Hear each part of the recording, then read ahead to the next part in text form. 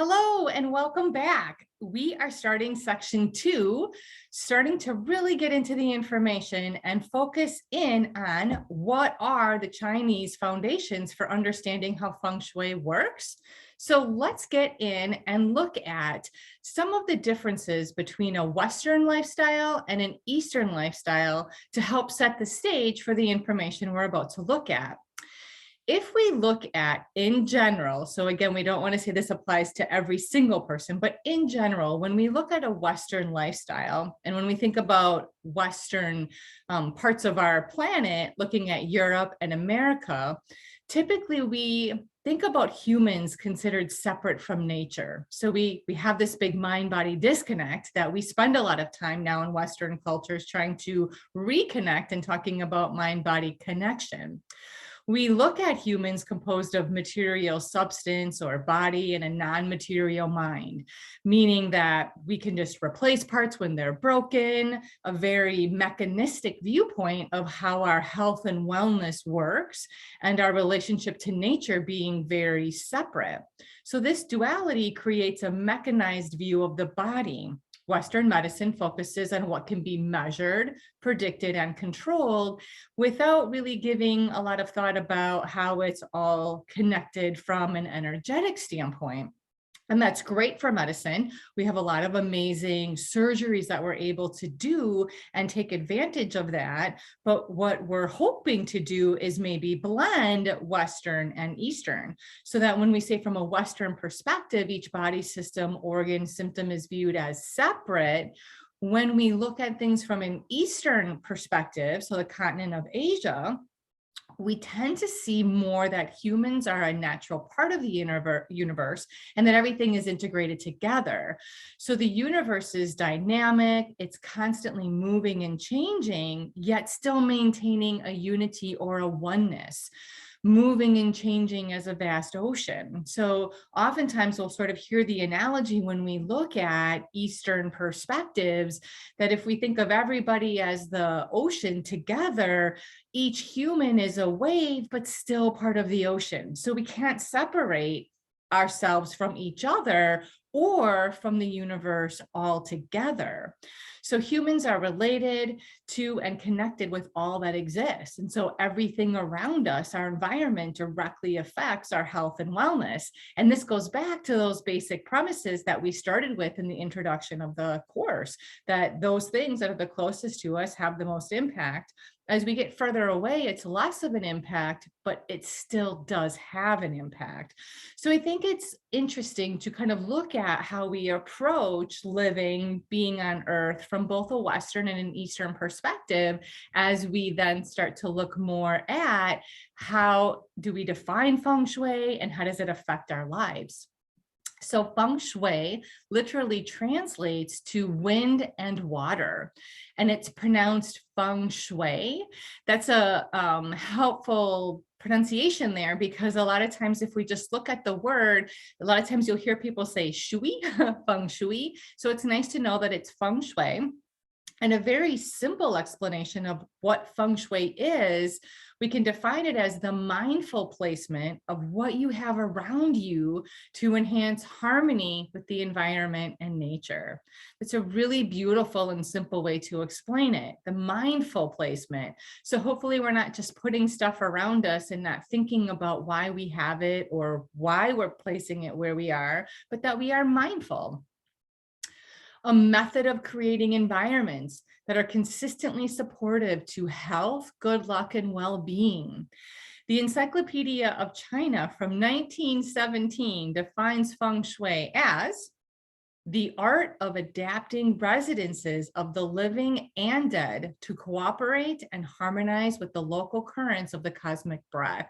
So interesting that long ago, over 100 years ago, not only taking into account the living, but also the dead, so that we are trying to be harmonious with the whole universe.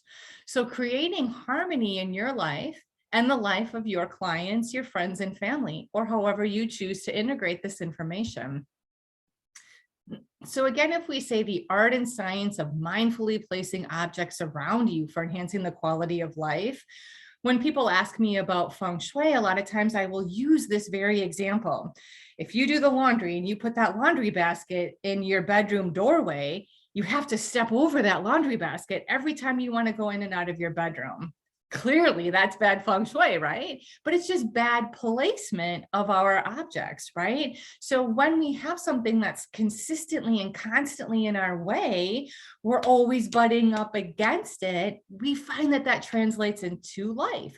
So if we create more of a flow, if we put the laundry basket somewhere else, or ideally we put those clothes away and the laundry basket gets put away, we now have that energy able to flow. Our bodies are able to flow in and out of our bedroom. So Feng Shui assesses life areas and offers solutions to improve the environment using what we're going to refer to as cures. So in an upcoming video, we're going to learn all about the 9 traditional cures. When we apply the concepts of Feng Shui to ourselves and our living space, we really can then balance our body and our belongings. So Feng Shui is creating harmony in our living spaces. It is a great reason to help you conquer your clutter, and it is understanding that the environment affects our health and prosperity. Feng Shui comes from the I Ching and is grounded in the 5 elements theory. And we're going to look at both of those in detail coming up.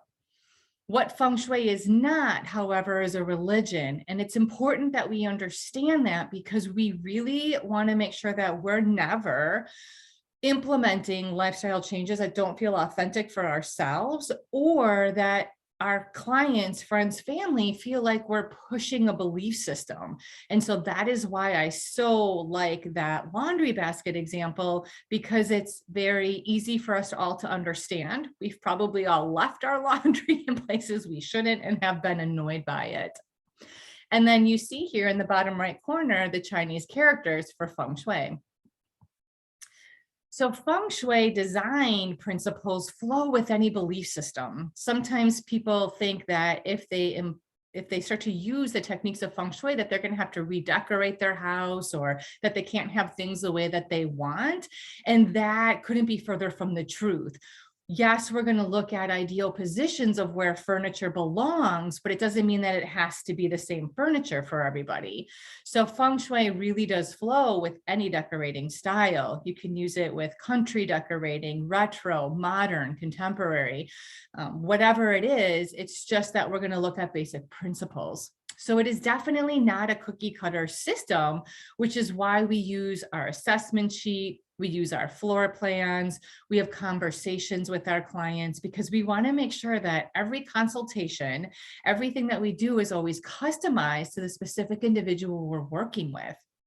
So it uses principles that will give guidance to the placement of our belongings, guiding us in knowing where to put our stuff, and explains why we would put stuff in certain places, going back to, again, trying to have harmony, balance, and good energy flow. Feng Shui has been around for a very long time. Different books will cite 4,000 years, 7,000 years, 10,000 years. And it started out with agrarian cultures. In that, people were really trying to look at the landscape. Where were the mountains? Where was the water? Where were the plains? So that they could then best determine, where does it make sense to plant crops? Where does it make sense to keep livestock? Where does it make sense to put our living quarters? So it was all about proper placement of crops meant food, which, when we have enough food, translates to prosperity, wealth, and happiness. So when we look at a lot of the really old books with Feng Shui, they'll often show the mountains behind us. So when we look at command positions later, why do we always want a wall behind us? To give us that steadfast feeling of confidence and knowing what's behind us. Having the water in the front of the house meant that we could go down to get water for crops, for bathing, for cooking. So it's really interesting when you can look at those old pictures and now have an understanding of how mountains and water and land were all really considered together when settling on a piece of property. There are, because it's so old, many styles of Feng Shui. So we will study what's referred to as the Black Hat sect Feng Shui. And this was created by Professor Lin Yun, who is a world-renowned Feng Shui expert, and he is a best-selling author. And when I did my original Feng Shui training, it's the style that I learned and use in my practice. So why is Black Hat sect style of Feng Shui so popular and so common? One, because as I mentioned, Professor Lin Yun is the creator and a best-selling author. And he was able to take these principles and make them relatable for Western thinking. So because of that, it is the most common type of Feng Shui practiced in the United States. Other methods of Feng Shui, if you've read other books and look at other styles, still use a compass. And while that's wonderful, and if you want to do that, it's fantastic, but taking compass directions can be really tricky, because if there's any metal in the area, even if that metal is underground, it can throw off the compass reading. And in addition to that, true north actually moves a lot. So when we're basing our whole consultations using compass directions, it might not be as accurate as we would like it to be. So within the Black Hat sect, we don't use any compasses. We're going to use the Bagua and just always line it up at the beginning of the property, the front door of the house, or a door going into a room, as we'll explain. So because we don't need the compass, the style also then allows us to work with boats and cars and vans, desks, because we're always going to just line up the Bagua to the front of whatever it is that we're trying to assess. And lastly, Professor Lin Yun and the people that are all trained under him and through that lineage, we're all getting really great results with Black Hat sect Feng Shui. So it's nice to know what style you're learning, who created it, and why we're using it. So as we look at Feng Shui, you may have, as you told people you were taking this course, encountered some friends and family that were maybe a little skeptical. And that's okay, because we know from a sales perspective, the people that are the most resistant when they do come around are our best sellers of what we're doing, right? We still know word of mouth is the best way to get out what we do. So if we have some friends and family that are skeptical, but are willing to give it a try, as you're learning tips and tricks throughout this course, give them 1 or 2 tips and see if they notice a change. It usually takes a couple of weeks. Sometimes people will have changes overnight, no doubt. So we would never want to discredit that. But if they don't see immediate results, I also don't want them to give up. So you want them to give it a little bit of time, because what do they have to lose, right? And most importantly, what do they have to gain? If they take 1 or 2 of your tips and they see some prosperity or changes in health, or if they're feeling more creative, that's fantastic. And like we talked about with us in the very beginning of the course, if you can get those skeptical friends and family to, you know it, journal, that's going to help them to see those changes. So whenever we're working with people, we again want to tell them that when they're applying Feng Shui to their life and they're setting some goals that they want to see achieved by making these changes in their environment, that it's really important that they do journal and have that awareness, that they give those changes 30 days.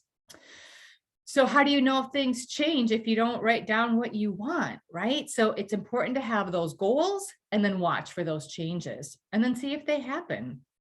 So again, a nice way to help people set those goals is to refer back to that consult sheet that we did in the beginning. So we can refer to it as the consultation worksheet or the assessment, all of those, just going back to that very first form, asking people about different areas of their lives. Because again, if it's not broke, we don't want to fix it. If there's a specific area that they deem most important for change, that's where we want to then work with them to set those intentions, to apply 1 or 2 tips, and then journal and see what happens. So now that we've talked about what feng shui is, I've given you a couple different definitions. We've talked about how it can go with any decorating style. We've talked a little bit about if people are skeptical, I want you to just take some time and really reflect on how will you define feng shui for yourself? And then how are you going to explain feng shui to your family, to your friends, and to your clients? If we don't journal about these things and come to a description and a definition that's comfortable for us when people ask us, it'll feel like it's a robotic or a memorized definition. So we have a flower of life. So we know at this point, we're going to pause, take some time to reflect, and then write in your journal how you would describe feng shui to your family, your friends, and your clients. And then you're also going to post this definition to the community so we can all read each other's definitions and see how everybody articulates it in their unique way. So thank you for watching this video. I hope you have fun crafting your own definition, and I'll look forward to seeing you in the next video.